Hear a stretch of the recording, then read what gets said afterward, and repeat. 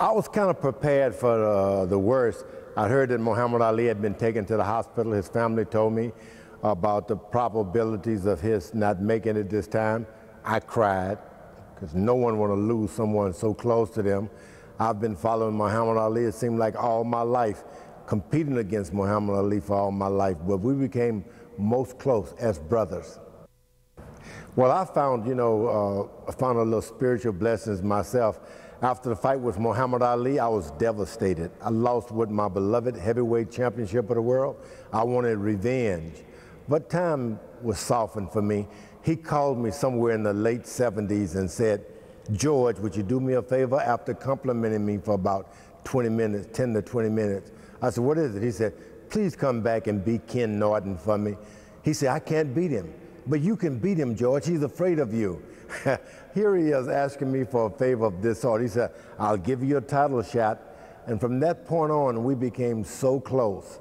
From the late 70s all the way to yesterday at his passing, we were very close. Muhammad Ali, I could describe him best during even the 60s, was beautiful. You saw him on television, there was no one more beautiful. You saw him walking down the street, he was a beautiful thing to see.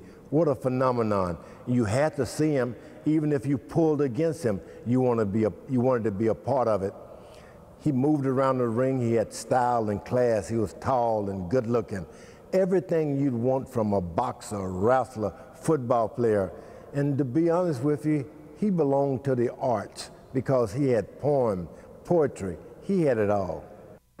A lot of people would assume that it was Parkinson that got the best of Muhammad Ali, but I'm telling you, if boxing was the only way you could get Parkinson, then we'd all be all right because we could stop boxing.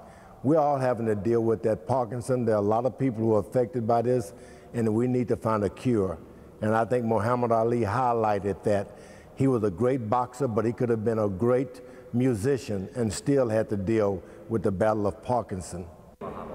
I think Muhammad Ali and I did something for the world because people in Saudi Arabia, China, Japan, all over Africa, Europe, they all stood up at weird hours of the morning and night to see that fight.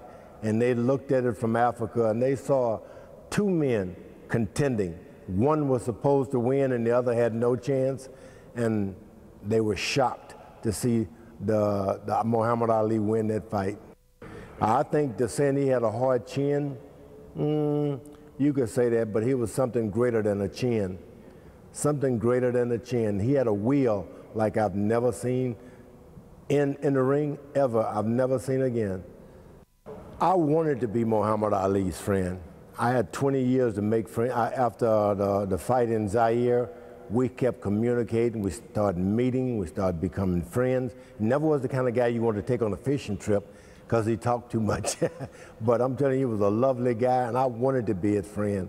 And that's why our friendship evolved into what it did, evolve into a great friendship. It was not to be compared with Joe Frazier or anyone else. We were just friends. That's it for this week's presentation of the main event. Our final episode, Remembering Ali, will be next week at the same time. Until then, for Viva Sports, this is Ronnie Nathaniel saying thank you and good day. And remember, no hitting below the belt, because that's a foul.